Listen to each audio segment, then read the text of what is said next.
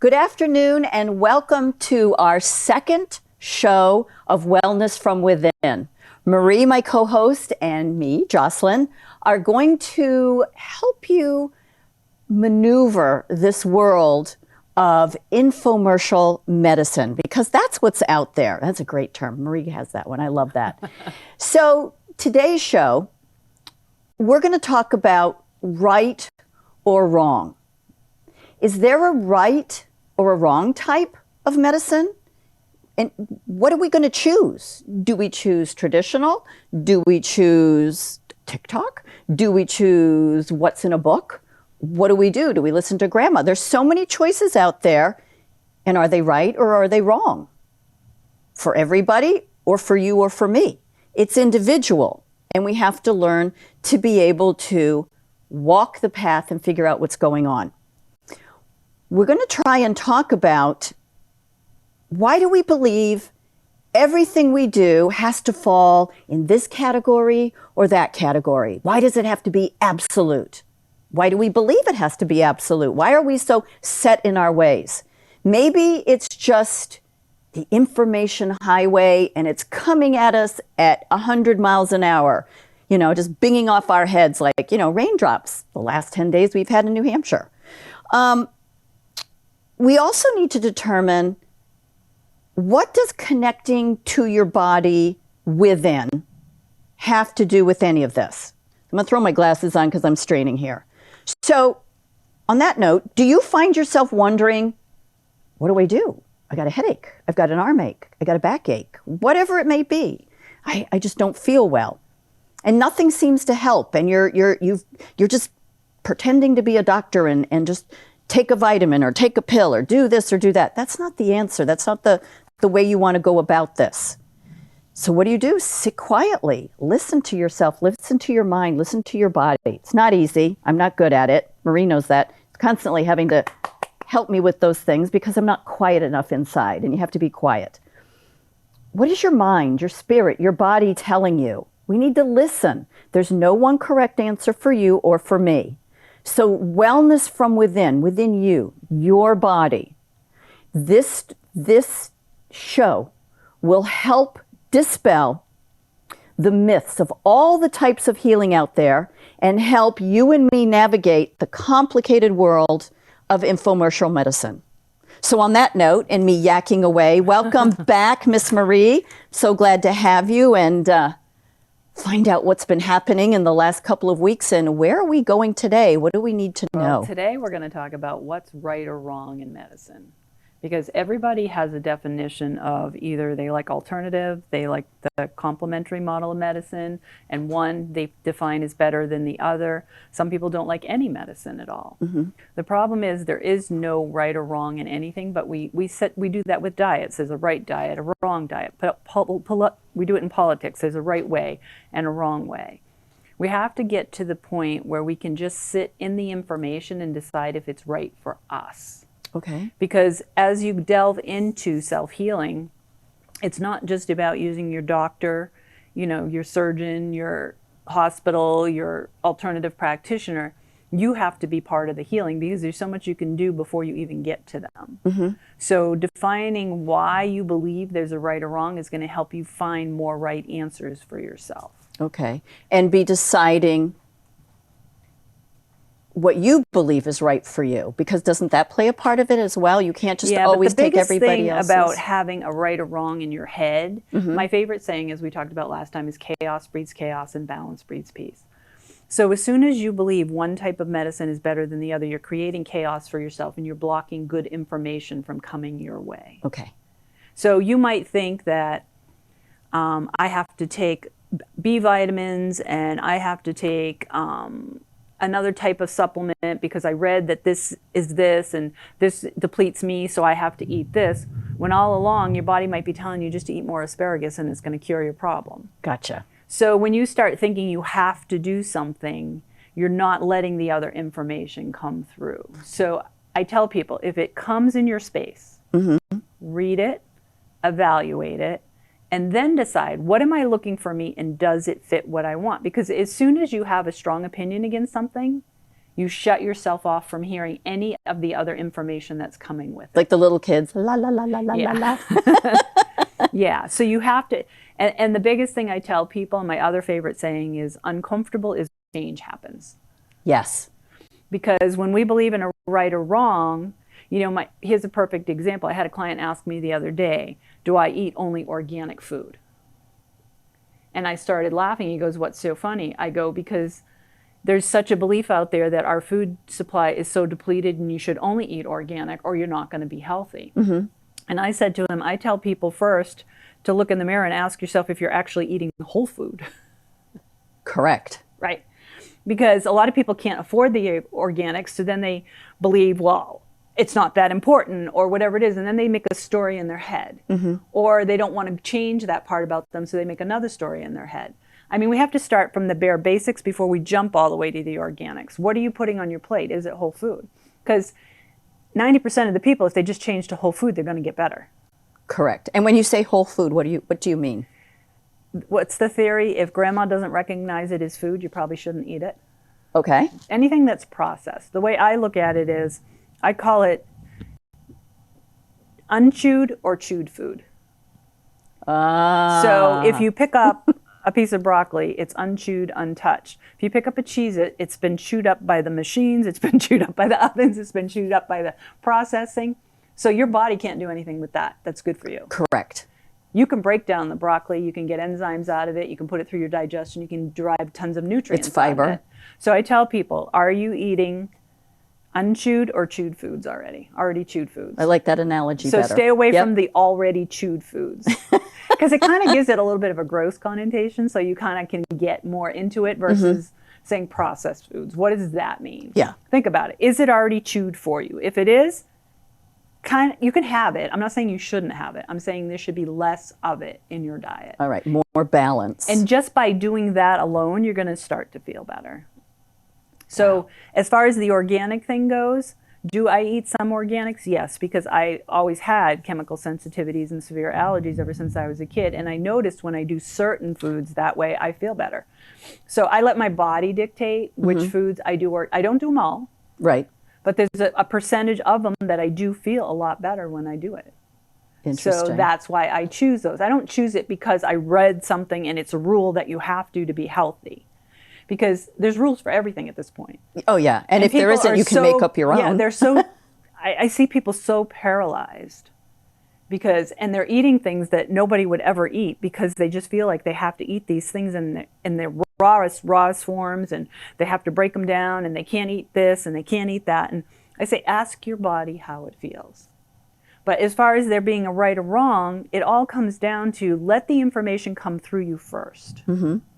Because if you don't, you're going to get yourself in a really bad situation. I have people all the time, they might have cancer, but they have such a right or wrong in their head that it's so catastrophic for them that they can't even consider doing the opposite, the one that they think is wrong. And then when they do need it, even to take it is so detrimental to them because it's so negative going through them. I mean, I've had people say to me, yeah, I got to go get my poison treatment today. I'm like, don't tell your body that. What are you doing? Because they think chemo, it's bad. People. So on top of having to do something to make yourself better, they're mentally making it worse for themselves. And so now the body's like, oh, this is terrible. And everything's in a negative. And I tell people, when you get cancer, you don't always know why. So if you don't absolutely know why, the complementary model of medicine is going to buy you time to figure it out. The alternative is not. If you have an understanding of why and you're making lifestyle changes and you're making, modifications in your stress levels because you have a complete understanding that I created this cancer myself, fine, go the alternative route. But if you don't, there's a great track record with the complementary route to get you to the point, because if nothing changes in you, nothing can change in your health profile going forward. People have this misunderstanding. If I do the medicine, therefore I'm better.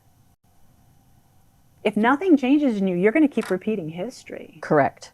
No So matter it's going what to be it is. repeat, rinse, Diabetes, repeat, rinse, if you repeat. don't control your blood sugars, you're going to keep adding on the meds, and it's going to keep going down that same track. The medicine isn't curing you. The medicine is holding you at bay until the next step. Right.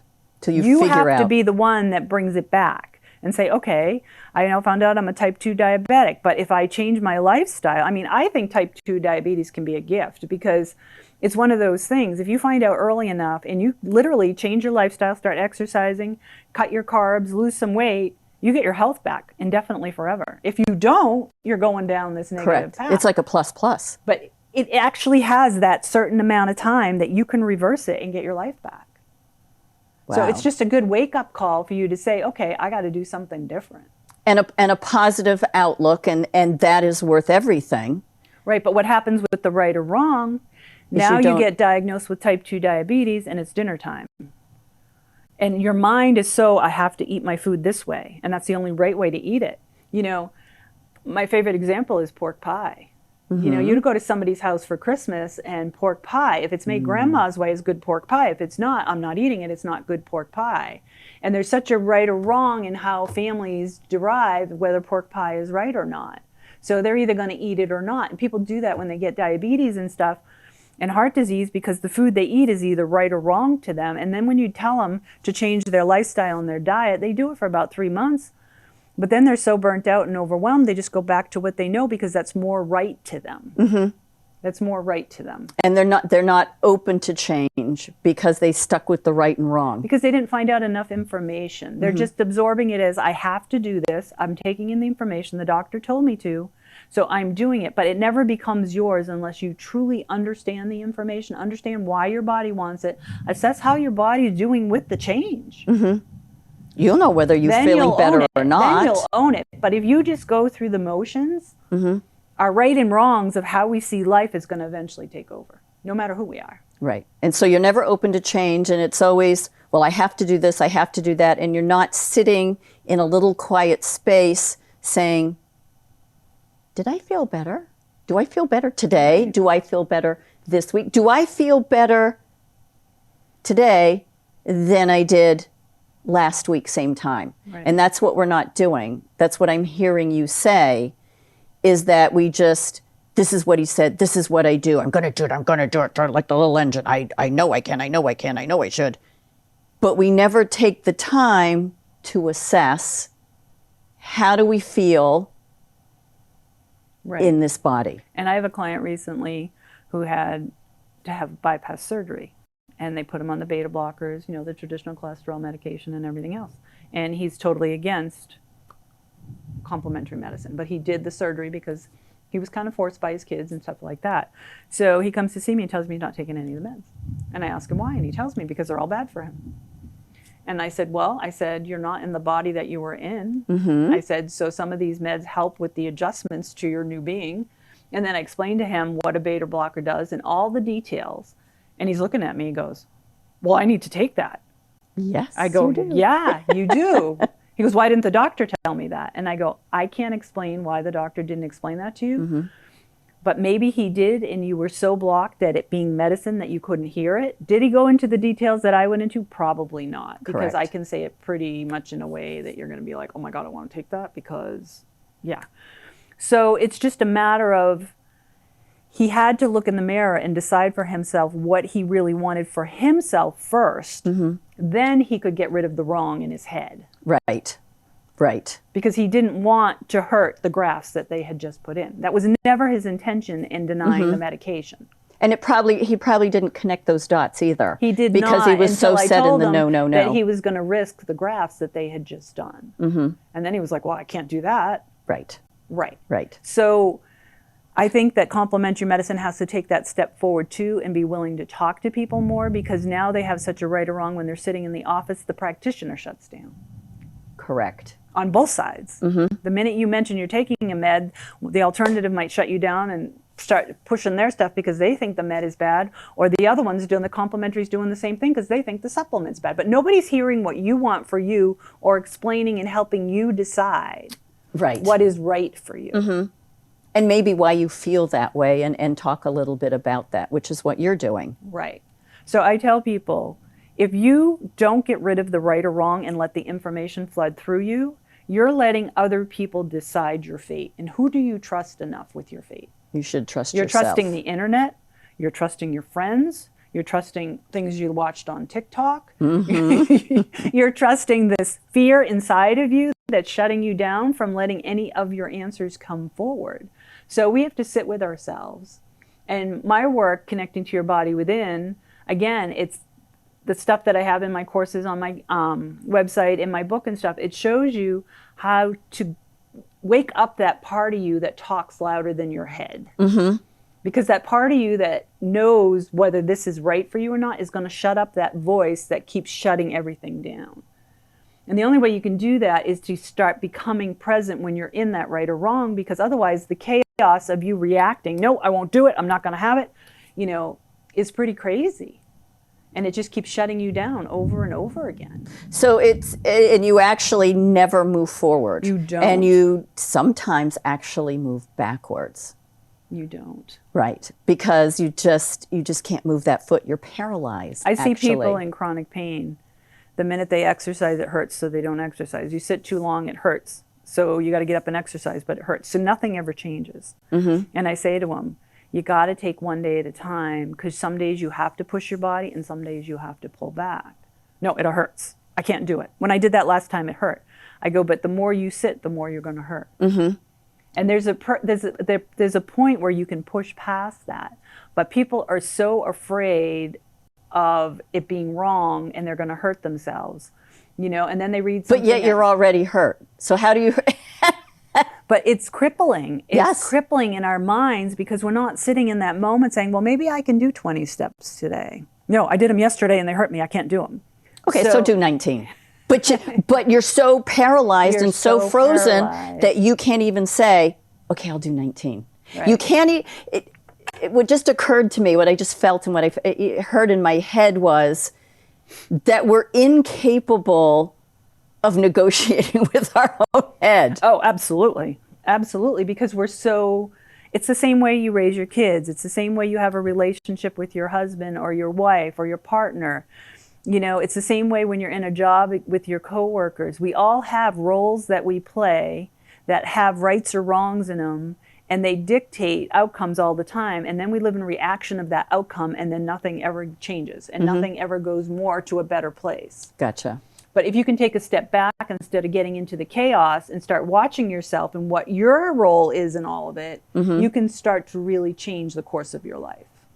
That's because we all live in very true. Reactive behavior. But the key is, as soon as you react to something, I say to you, you know, I really think you should try to eat asparagus, but you don't like asparagus. I don't like asparagus. It's green and it makes my pee smell funny. Right. But I have people Sorry, say, I had to throw that in. It's the texture. It's the texture. And I go, well, what is texture? What is the texture that you're afraid of? You know, it's like a little kid who can't try a new food because he thinks everything's going to taste like his chicken nuggets and French fries. Yep. You have to explain to them, you know, this one's going to feel a little slimy. This is going to feel a little this, but the creaminess of it is really going to make a difference. So if you can take the food on its merit, instead of all that dialogue that you've got going on, you can start making changes in your diet. Well, I have to tell you that, so all of you that don't like asparagus or broccoli, I'll give you one word: air fryer. There you go. You can make asparagus spears that are like chips. Just saying. I agree. I love my air fryer. I'm a huge air fryer. Yeah, I mean, but there's another myth. Oh, it's not good for you the way that it cooks, like a microwave. It kills all the food. You shouldn't cook in a microwave. I had somebody working in my office at one point. Every time she went to go cook her lunch, she would put it in the microwave and she says, yeah, I know, I'm killing this and I'm putting all this radiation and everything else. I go, why do you tell your body that? You're just warming up your lunch. Yeah. You're just warming up your lunch. This is going to be warm. You're going to love it. Because she's still eating it anyway. Yeah. But she has this fear because she has no other option to warm up her lunch. So now she's going overboard and giving her body all these negative messages. And you just can't imprinting do that. It right onto what you're eating and drinking, which does happen because everything's a vibration. If you eat your lunch and it poops you out and you feel really tired, ask why. Was it the microwave? Try to eat the same thing out of a microwave. If it doesn't make you tired, then maybe it is the microwave, and you shouldn't use the microwave. If you eat something and it makes you really tired and it's not the microwave, find out why. Maybe it's too many carbs. Correct. Maybe there's something in the vegetable that doesn't agree with you. Correct. You don't know. But we put everything in this tunnel of reaction of right or wrong that we can't get past it to get to the next step. Wow. It's pretty crazy. It is pretty crazy. And past experiences dictate that as well. Because the whole thing with the spirituality world is living in the present moment. And everybody thinks it's about sitting there chewing your food and experiencing the birds outside. Living in the present moment is really about living in that moment without blinders, so you can make the decision for the next step of your journey. Because if you're living in the right or the wrong and the fears and the beliefs and all that stuff, you can't see what's really in front of you to get you to the next leg. You're making a decision based on what happened in the past or where your future's going according to all that dialogue. Right. You want to just sit right in it, because Lynn's actually not upset today. Oh, maybe I can get more out of Lynn today than I normally could, because I'm not going to really talk to Lynn. But if you live in what, you had a bad moment with her, now you're never going to talk to her again. Correct. And you're tainted. But she's your answer to get you your new car or whatever it is. You totally miss that opportunity. But if you look at her, well, maybe she was just having a bad day, because we have this dialogue all the time that stops us. So being in the present moment, sure, you can sit there and chew your food and see how your food feels, but it's more about being in the moment of the day to see that you just missed your kid asking you for help, or you just missed your husband doing something else, or you missed that you forgot something, like I forgot something on the way here. Or that hummingbird that's right by the flowers next to you that you should be enjoying while you're eating that food. Yeah. That you blink, they're gone. Yeah. I mean, if you just sit there quietly, and that's what we don't do. Right. We're trained not to. Just keep moving, keep talking, keep pushing along, and we need to stop. It doesn't mean don't do anything, but it means stop and listen, stop and feel, stop and smell. When they say stop and smell the roses, they're not kidding. Right. It truly, truly, truly. And observe yourself when you're doing it, so you can see how you're smelling the roses, just to see what you're like, because you don't even know what you're like, because we live in reaction to everything. Yep. And if people want to learn more, I mean, my website's marienodig.com. You can check out my course about just sitting quiet, and it helps you connect on different levels. It helps you see your body within from different ways and to really spark that interest inside of yourself. If not, there's plenty of other teachers out there. And I'm not the only one. Yep. This show is designed exactly to find the one that works for you. And there's no right and there's no wrong. Right or wrong. I'm just one resource. You're a resource. Anybody we bring on this show is a resource, and you get to decide, does that feel right to me or not? And when we do start bringing guests forward, which we're going to do today, we have a first one, you have to ask yourself, if you find her work different than something you would ever do, are you making sarcastic comments about it right out of the gate? Why? Or are you open to hearing? Exactly. Or just...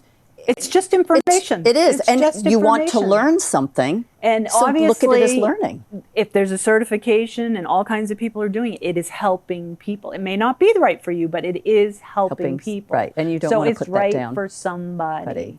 I tell people the reason why there's so many makes of cars is because we're all very different. And there's no one car for one person. There's no one car for one person, but we seem to think everything else has to fit in that box. And medicine is one of them. There is no right or wrong. It could be a supplement that you need. It could be a drug that you need. It could be somebody's hug that you need. It could be you changing your lifestyle. It could be, so we want you to kind of get up close and personal with yourself and find out what you need. And you have to ask yourself, what does healing mean to me, so I can go looking for those answers? And that's a big one. If you don't know what you're looking for, you're not going to find it.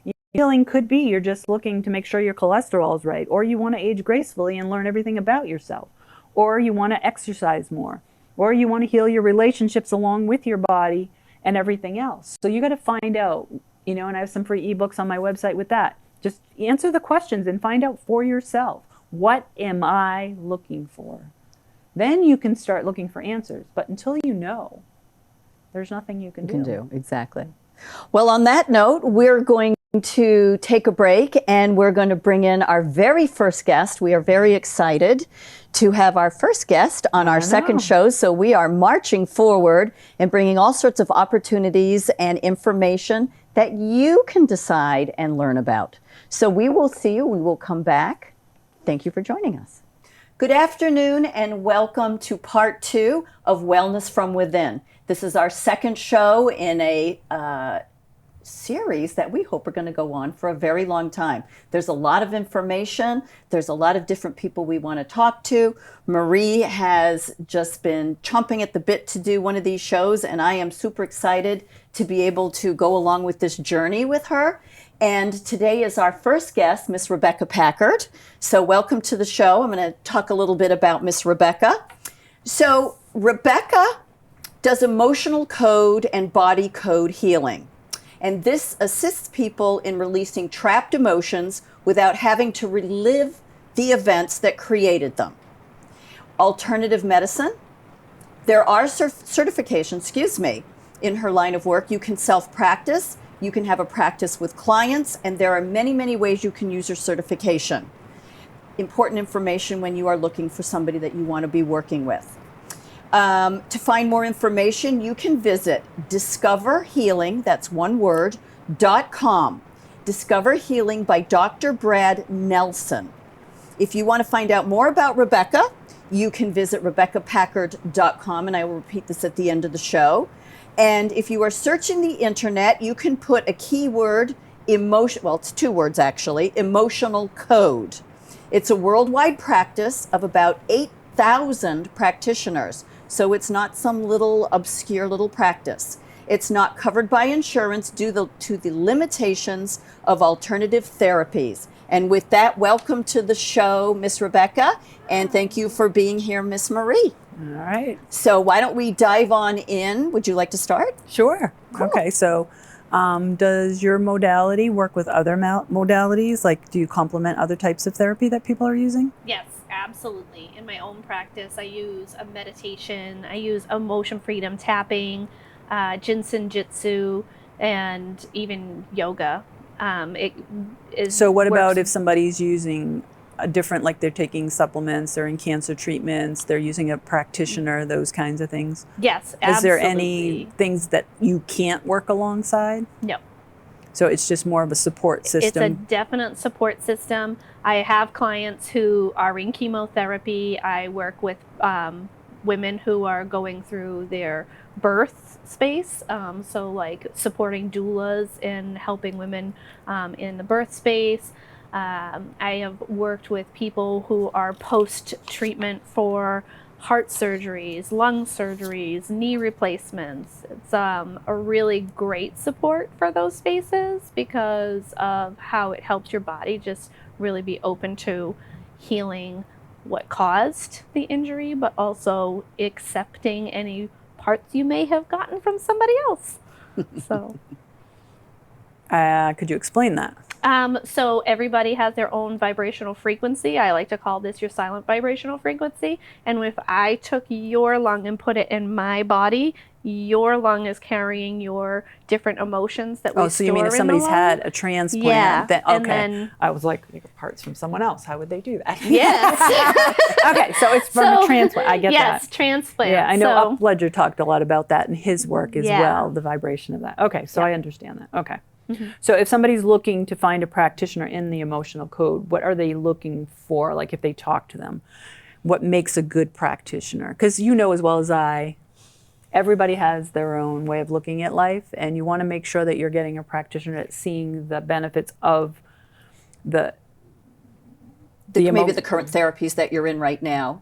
Well, no, like there's many people that do Reiki, but there's different interpretations to Reiki to every practitioner who does it. Yeah, absolutely. So I would say, from my own personal experience in being in formal medicine and in alternative medicine, the number one thing is if you are going to work with someone, do you like them? Like when you sit down with them, do you go, oh, I'm comfortable with you? Or are you like, because if you are, like, that's probably not the practitioner you want to work with. You know, very stressed out.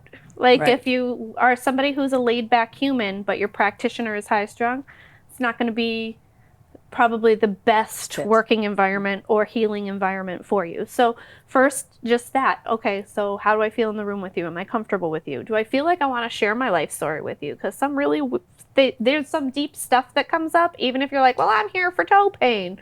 Who knows where that's going to go? Like, we could come up with some really different directions for that. So do you want to be able to share those stories with that person? The other thing is are they practicing what they're preaching? Like, are they... Okay, that's a really good one. Like, are they practicing what they're preaching? If you're going to somebody and they're not even practicing their own practice, then... What's that all What's about? that about? That's a very good point. Very good point. I emotion code every single day, like, because it's that beneficial. But that is like when I go to a doctor, if I'm going to see a doctor and he's telling me I need to lose weight, okay, kettle black, okay. So like, that's very, I start point. with those very simple things first, and then, okay, are they certified? How long have they been in practice? Go on their Google sheet. What's the reviews say? What are people saying about them in other spaces? What does it say in their, like, do they have a testimonial page on their website? Find out, what are people saying? Like, are people saying nice things about them? That's important. Or nobody saying anything about them. Right. Like, what is their history? How long have they been doing this? Has this been a bigger part of their life? And are they doing this for them? Or are they doing this for you? Because sometimes you'll get with someone and they'll start to work with you and they'll be like, I offer this, and I offer this, and I offer this, and I offer this, and I'll need to see you again, and I'll need this, and like, okay, sometimes that is amazingly beneficial. But like, if you're like, well, I am here, this is what my focus is, this is the only thing I want to work on, then that needs you don't to be want to be being pushed to all these other things. Exactly. So if they're just like in it for that, or are they like, let me listen to exactly what you have to say. Let me take in what you're saying. Let me listen to the outline of, okay, so you're saying this, this, and this. Okay, well, this is what that looks like, or this is how we can make that work. Does that sound good for you? Okay, awesome. Nice. Like, that's how I look at it. And it's a working like relationship. It should be a working relationship. It shouldn't be like walking into Walmart and buying a pair of shoes, but it also shouldn't be like sitting down with a car salesman. So a happy balance of all the things. Right. So is there bias toward your modality? Do people have their own little weirdness that they, I know I get it. I know I get it. I mean, for me, I don't know, sometimes it takes 2 years for the husband to walk through the door, or the spouse to walk through the door, or the son to walk through the door, and the first thing they say is, not at all what I thought. You don't look like it, you don't act like it, you're not at all what I thought. Exactly. This isn't at all what I thought. The minute they hear energy medicine, they think this woo-woo thing, and literally have had people be like, and I'm going to say it, and somebody's going to be offended, and it's okay, you can be offended. I love you where you're at. I have had people walk in and go, well, you're not the dirty hippie I thought you were going to be. Exactly. And I'm like, no, I don't smell of patchouli and have dreadlocks and corduroys. Like, that's not my life. It was when I was 13. It's not anymore. I will own that. But yes, I have had people who didn't want to work with me because of a plethora of things. I can't see what you're doing. No, you cannot. It is not a tangible thing. It is not something you're going to be able to hold, but you will feel it. You will know it's happening. You will know that something has changed. The other thing is that some people are just really, really focused on a stereotype of a social decision. And so some people, because of religious beliefs or because of personal practices, they won't work with me. And that's okay. You do you, I'll do me, and that's what works. Like, you don't have to. I'm not going to make anybody do this. And but I also don't think other people should push other people away from people if this is what works for them. Which is what we were speaking about earlier in the first half of the show, right and wrong. There is no right or wrong for any one person or any one modality. Absolutely. But yet, both of you deal with that probably on a daily basis, nonstop. Every day. Yeah. And I think it's sad for me because a lot of my clients who benefit immensely, and it's changed their lives, and it's helped them heal all kinds of things, they can't share it with their family. A lot of them, they keep it under wraps because they're afraid of the recourse, The from them. repercussions. Yeah. And that's a conversation that more and more people should have. And I love that it is becoming a more open conversation. And like this show will bring about opening the door to that conversation, because the other part of that is you don't have to like what somebody else is doing.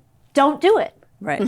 Congratulations. There's the choice. It's not for you. Right. But if it works for them, don't put them down because it works for them. I had a personal injury and I went to a chiropractor for 3 times a week for 2.5 years. I went to physical therapy for 4 times a week for 2.5 years. I sat on my couch non-ambulatory for 4 years while I had infants. And I went to acupuncture twice a week for 3.5 years. Nothing touched my injury. I was doing Reiki, I was doing yoga, I was meditating, I was tapping, I was doing Jinsen Jitsu, I was doing anything people threw at me. Here's an oil, okay, let me put it on. I did everything. Emotion code was the only thing that made my pain go away and made it capable for me to walk, because I couldn't. Wow. So that's, you don't have And to like that's somebody else's. the take home. Yeah. Even for me with the paralyzed muscles on my right side. And I mean, I was one of 14 in the entire country. There wasn't even a treatment protocol for me. And then the treatments that did occur were just making it worse and worse. And I was flat on my back for years on the floor with the kids playing around me. Right. Went back to school for my exercise science degree and nothing worked. And I had to figure it out. And it was all in here. So people poo-poo a lot of the modalities that are all inside, but we have an inner strength within us that is so powerful that we can overcome almost anything if you're willing to go there. You know, I'm on some stuff on Instagram and everything else, and it saddens me to see all these people wanting likes for having a bad day. Yeah. Oh, And they yes, it just that's getting feeds them bigger. and feeds them and feeds them because the worse they feel, the more likes they're going to get. Yeah. Instead of saying, what do I need What to do do? I need to do for myself? And most of them say, I'll try anything, I'll try anything. And because I've been in that situation, I've even reached out and said, look, I'm not asking for any money. I want to offer you this. Not even a response, because they won't try anything. They think either I'm trying to scam them, or I'm trying to do something, or there's something inside of them that pushes away. I mean, you can see my website, I'm legit. I'm not a scammer. But I think it just scares people, and the victim modality has to go. We have to step up into our personal power. So on that same note, so being the third person here as we're comparing injuries, and it's not a one-upsmanship, but injured on the job, and I went the route of multiple 15 surgeries. Right. And started working with Rebecca because nothing was working. The surgeries fixed what was broken. Right. But there's a whole bunch more left to go that you can function.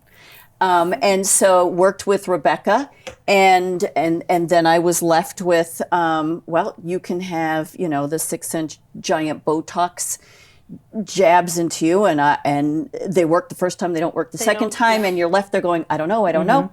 And I met Marie. Yeah. And come to find out, Marie had the same injuries, had gone through a surgery, which was going to be my next step, and said, let's think on this a little bit. And that's what paralyzed my right side, going through the surgery. Correct. Right. So, yeah. Well, and I wasn't even a surgical candidate.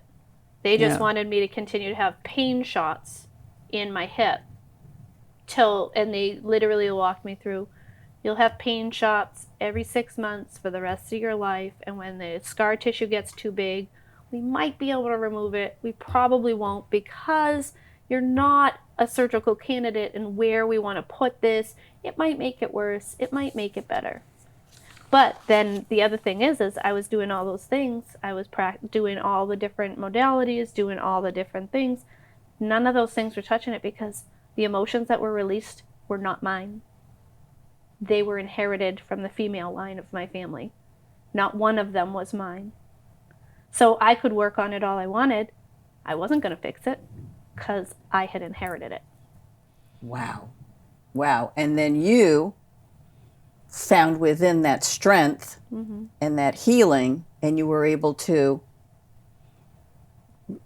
I don't know what the wording is I want to say, but reach it? I think for me, it's more, she does it more on an emotional piece. I do the emotional piece as well, but I do a lot of the physical piece because that is my strong suit.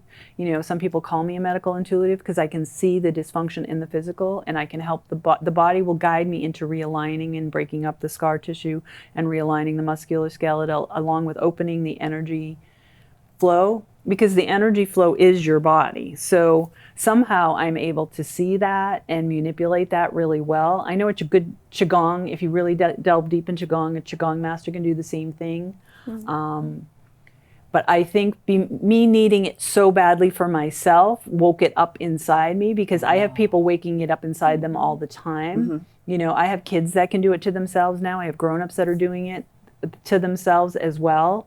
And they just lay there and they can see what's wrong internally, and then they can start to manipulate and break their own scar tissue. I mean, I have people with tons of belly scarring. That's the worst thing you can have, because it pulls you down, it misaligns your gait, it screws up your shoulders, it screws up your neck, and they're breaking it up themselves by just holding. They're not manipulating, and they're not going to twist their organs.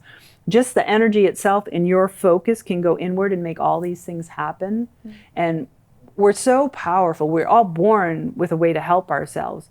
You know, she found her way, I'm finding my way, and there's many other practitioners that have found their way. That's what the point of this is. There's no one way. Our skills develop on our needs, and if we can find, as a person watching this, what you need, you're going to find that practitioner that might have similar needs that you had, and you'll work really good alongside them. You know, medicine is really important as well. I don't discount anything as a gift, because if it's in the universe, it's a gift. So sometimes you need the medicine. I mean, I still use the medicine when I need it. I'm not opposed to it. You know, the alternative medicine is great too, but that is such a small box, because the alternative just gives you supplements like the docs give you pills. It's so short-sighted into the whole picture of healing. And it can be, like she said, other people's stuff. Because, you know, you're afraid of spiders, your mother's afraid of spiders, your grandmother's afraid of spiders. You never even saw a spider. Why are you afraid? It carries. A lot of these patterns carry. And sometimes you don't know why you're in the right or wrong, because they just carried through generations. And if you can sit with it, you can start to heal those things inside of yourself. And you can break down a lot of barriers and start self-healing at a deeper level. I mean, again, it goes back to what do you define healing for yourself? Because again, some people might want to just fix the ankle and be done with it. Some people might want to just open themselves to a new way and just be happier inside. So talk to me a little bit to understand what emotion code and the healing is. We'll go through a typical understand. session. Yeah. Go through a typical session. So a typical session. So first of all, I don't do one-on-one in person. Okay. My one-on-one is via Zoom. Some practitioners see people in person. I don't do that because I don't have to. So you either come to a session with me on the phone or on Zoom or 100% full distance.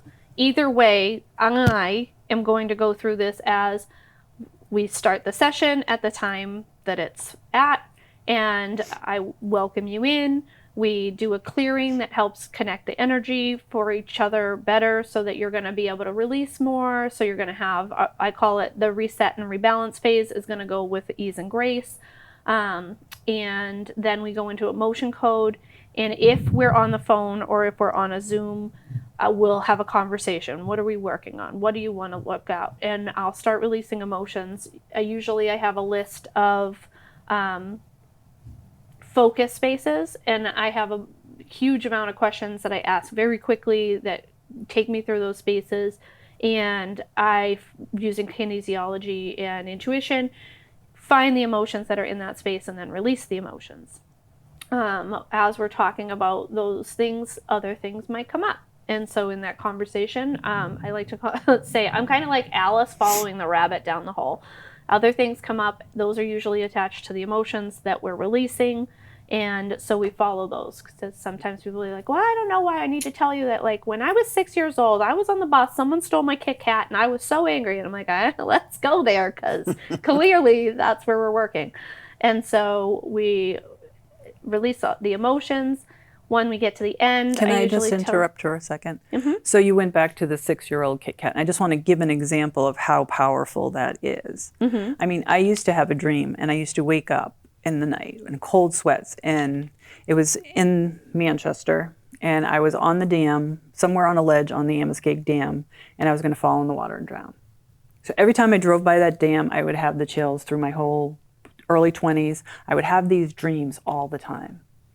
And then one day, my daughter she's in first grade, and I've got all these 5-year-olds going on a field trip to the Amoskeag Dam. And I've never seen this ledge before, no matter how many times I drove by it. So next thing you know, we're inside, we go out the back door, and we're standing on this ledge in my dream. So now my heart stops. So these kids never left my side, I can tell you. We've just been like that. So I leave there, and I'm almost in tears, and I stop at my parents' house, and I go to my father goes, "What is wrong?" And I tell him the story, and he smiles. And I go, "What's so funny?" He goes, "Pepe used to work there, and when you were a year old, I used to bring you out on that ledge, and you used to scream your head off at the water. And we had to bring you inside because you were so afraid." Wow. Yeah. And So it matters. if you It does carry that, my first child almost drowned twice in swimming lessons before I found this out, and my second one never had swimming lessons. So my fear of water just kept magnifying until I never had a dream since that day because it released that memory and it was over with. Because it was acknowledged. So we don't even know those things that we carry because as a child you have an interpretation, but that's not how life works. It's the only thing you had at the time. It was scary, it was loud, and So she's absolutely right because I've experienced it myself through my own work and doing it. Wow. But there's so many things as a child that your parents think you know what they're saying, but you don't. You have your own interpretation, and that's what carries you on how you look at life. So I always asked my kids, I was really big about it. If I said something, what did I say? I'd make them explain it back because whatever's going on in their head is not what you said. And that's going to carry them making decisions later in life. Wow. Yeah. So I'm sorry, And the fact that you were having an extreme emotional response, and at that point in time, they were like, "Okay, let's just come inside," instead of what's happening in your head. Exactly. Or, "I understand you're terrified right now. I'm really sorry. You don't need to be afraid. I'm right here. And this is just And water. this is just water," this is just, or like an explanation. So you hold on to that, and our body creates a chemical lock. So it's not just emotional. When you have an emotion, that happens in an organ system. That organ system releases hormones. Those hormones get locked into your body. So until you release that and come to a space of safety again, which releases another different set of hormones that rinses that out of your body, you're carrying that. And so then while we're releasing the emotions and going through that, then when we get to the end or we have released all the emotions in that space, I then just walk them through what does the next 24 to 72 hours look like. This is your reset and rebalance time. You're going to want to drink a lot of water. You're going to want to just have grace with yourself. I'll follow up with you in the next 24 hours. And then also just in the next 4 to 7 days, acknowledge what's different. You're going to notice things right away.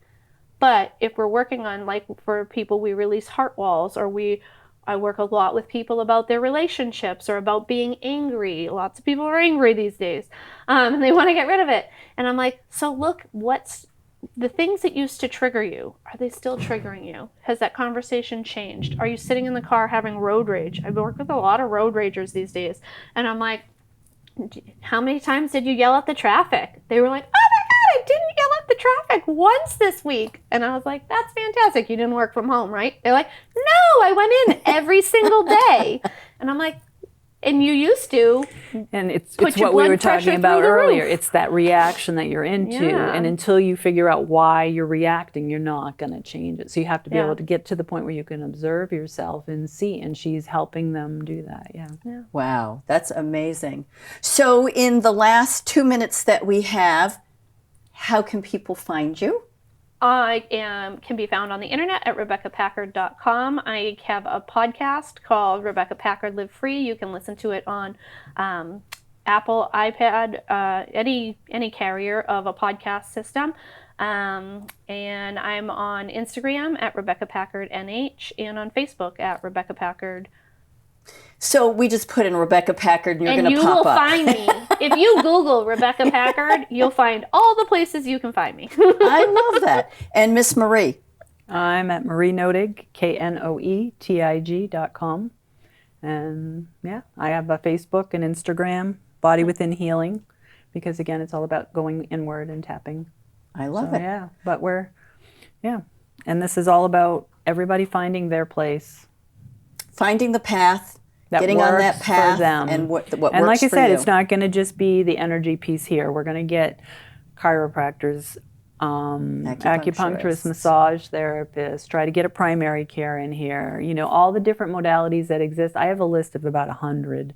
So it's not just what we think in the mainstream world. There's so many, it could be sound healing. It could be so many different things. I mean, people who do the bowls, some people love that and just gives a calmness over them. Yeah, we've got crystals, we have vibrations. There's so many different avenues you can go that might feel right for you to find your answers. Like I said, there's no one answer other than you got to go here first to figure out what you want, how you define healing, and start listening to that gut to get you in the right direction. I love it. So you heard it here. I want you to join us the last Wednesday of every month. And we will bring a new practitioner, a new modality to you, and you can learn it firsthand here and make your decision. Have a great rest of your week, and we'll see you next time.